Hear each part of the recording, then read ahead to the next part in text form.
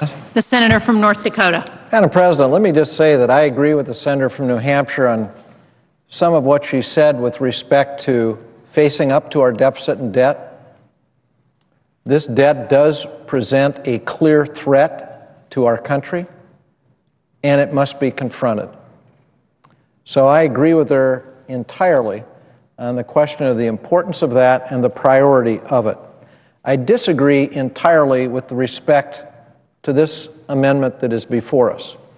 I came to the floor to address this balanced budget amendment because I believe it would be a profound mistake for this country. In fact, I believe if this amendment were enforced today, we would be in a depression.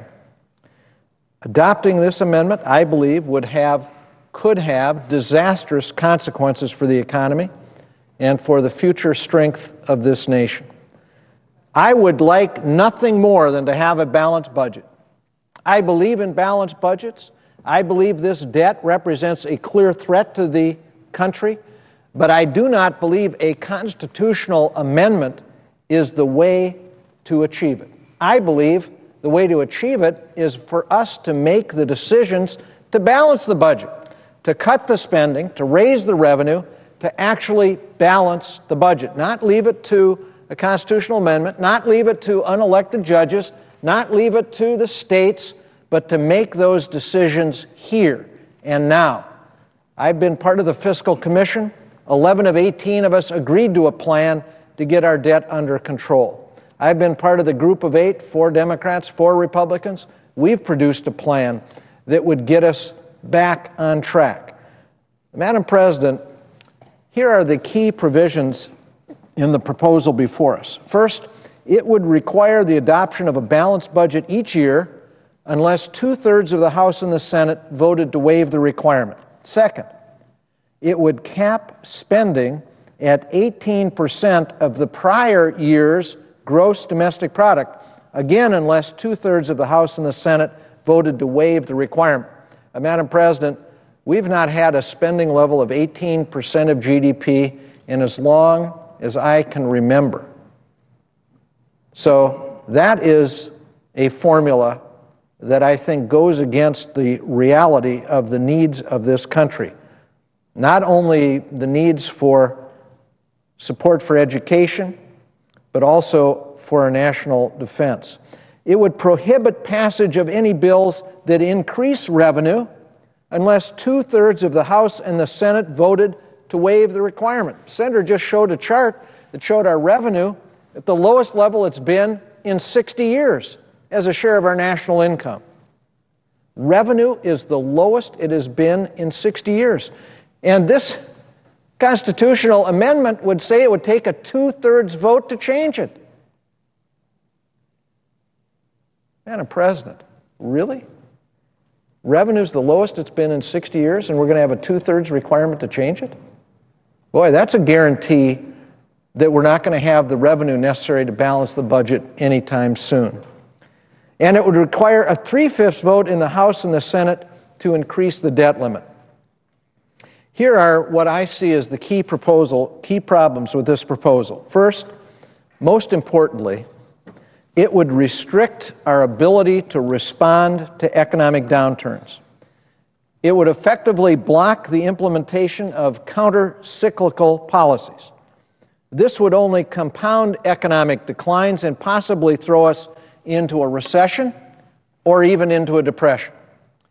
Two of the best-known economists in this country did a review of what would have happened absent a federal response after the events of late 2008.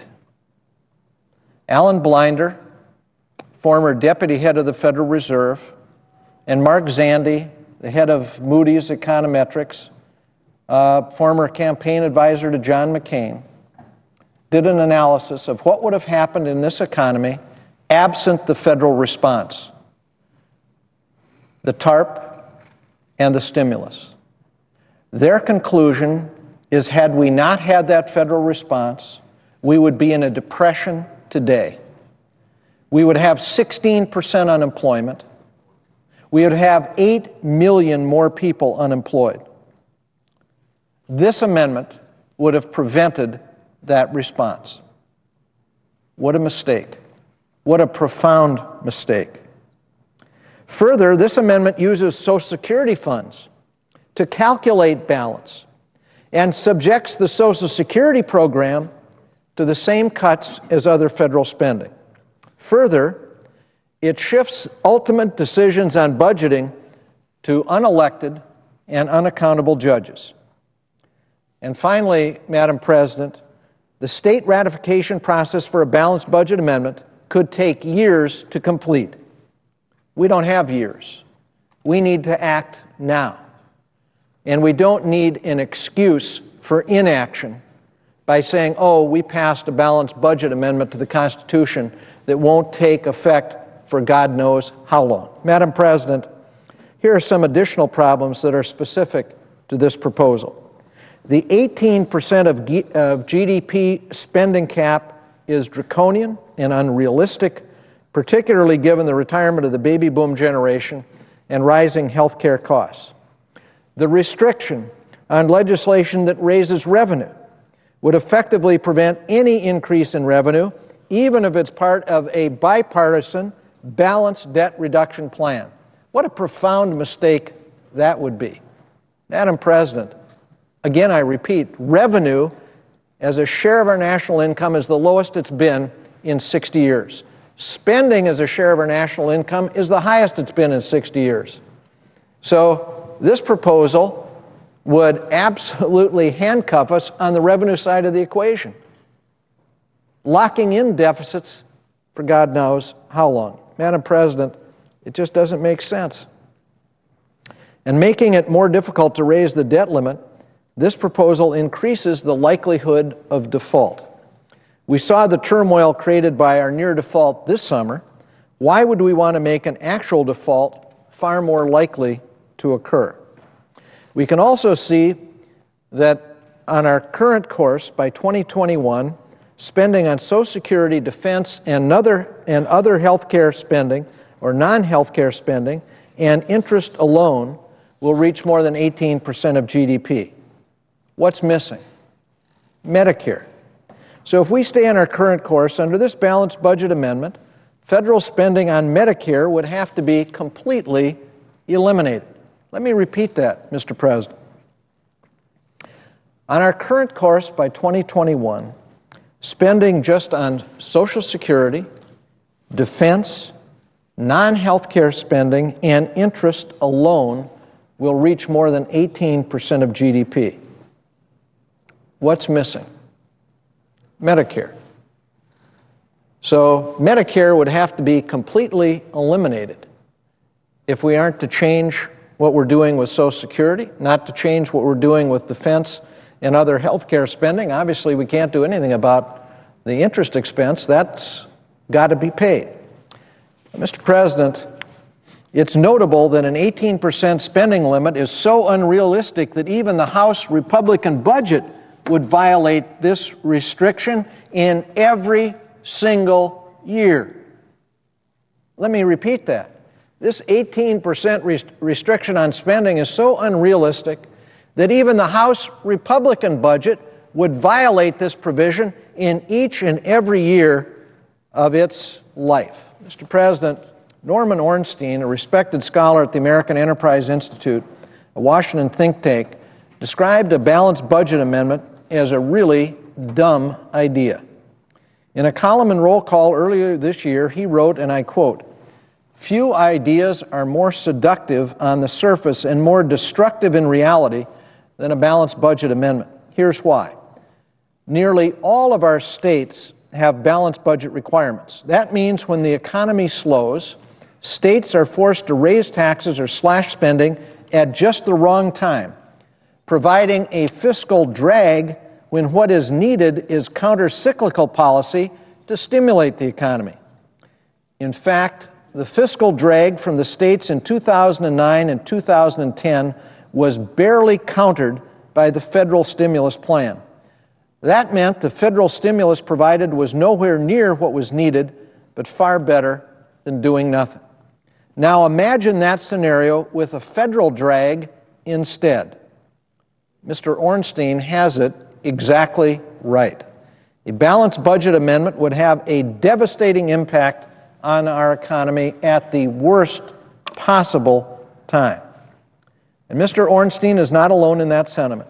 Macroeconomic Advisers, a leading economic forecasting firm, had this to say in a company blog posted in October, and I quote, "If actually enforced in fiscal year 2012, a balanced budget amendment would quickly destroy millions of jobs while creating enormous economic and social upheaval.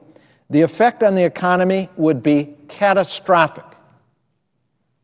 The effect on the economy would be catastrophic. No model could capture the ensuing chaos and uncertainty, which would make matters far worse. Macroeconomic Advisers went on to conclude that enforcing a balanced budget amendment in 2012 would result in 15 million fewer jobs. Let me repeat that. 15 million fewer jobs. That is largely in line with the Blinder and Zandi analysis of what would have happened absent the federal response to the economic downturn. And here's what Bruce Bartlett, a former Reagan administration economic advisor, wrote in a New York Times online column in November. And I quote, "The idea of mandating a balanced budget through the Constitution is dreadful. And the proposal that Republican leaders plan to bring up is frankly nuts. The truth is that Republicans don't care about actually balancing the budget. If they did, they would want to return to the policies that gave us balanced budget in the late 1990s. Of course, no Republican favors such policies today. They prefer to delude voters with pie-in-the-sky promises that amending the Constitution will painlessly solve all of our budget problems." Mr. President, we must absolutely address the nation's deficit and debt. Our friends on the other side have that exactly right. Our economic future depends on our ability to put the budget back on a sound long-term path. That's why I believe what is actually needed here is for us to put our energy and effort into writing a budget that actually balances, cutting the spending, raising the revenue, making the tough choices. That is the best way forward. A balanced budget amendment to the Constitution is not the answer. And this balanced budget amendment is particularly troubling. It would restrict our ability to respond to economic downturns. It would impose a draconian and unrealistic spending cap, and it would effectively prevent any increase in revenue, even if it is part of a bipartisan balanced deficit reduction plan. Mr. President, I urge my colleagues to reject this amendment. On a separate matter, Mr. President, let me just say, when my colleague said we don't have a budget, we do have a budget. I sometimes think our colleagues missed out on what happened on August 2nd. We passed the Budget Control Act. The Budget Control Act provided a budget for this year and for next year.